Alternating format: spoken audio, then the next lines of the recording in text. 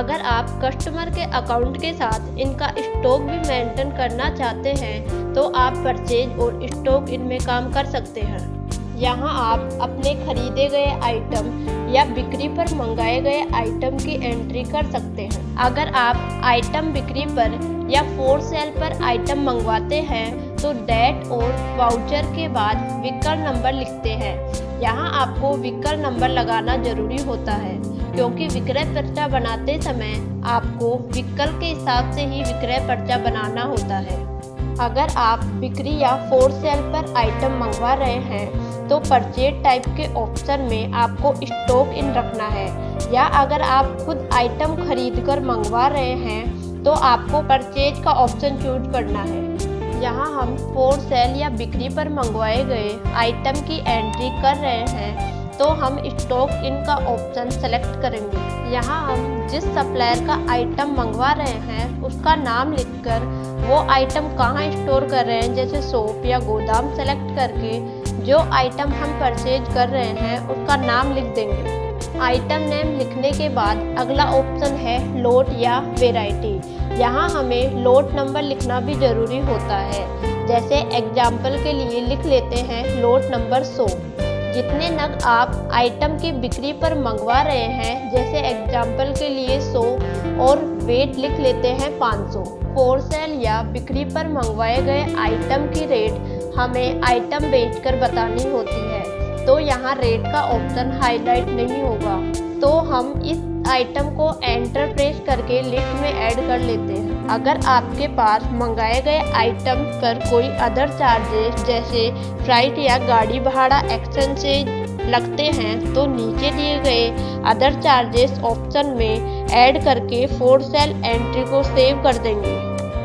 अगर आप आइटम खुद खरीद कर मंगवाते हैं तो आपको परचेज टाइप के ऑप्शन में परचेज सेलेक्ट करके आइटम की रेट लगाकर परचेज की एंट्री इसी प्रकार कर लेनी है। आपने जितने भी नग यहाँ एंट्री करते टाइम एंटर किए थे वो आपका स्टॉक बैलेंस होगा। परचेज करने के बाद आपको आइटम बेचने के लिए स्टॉक सेल की एंट्री करनी होगी।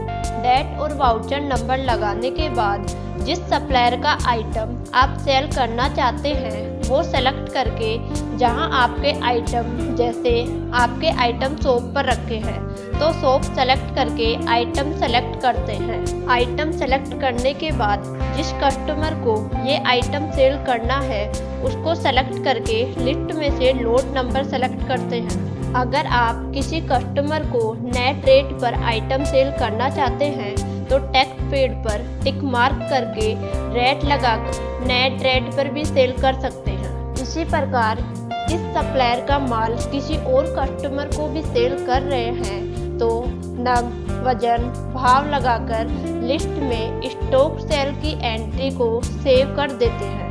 स्टॉक सेल के बाद बिक्री पर मंगवाए गए आइटम का विक्रय पर्चा या बिक्री सप्लायर को देनी है तो उसकी एंट्री सेल आउट ऑटो में करेंगे।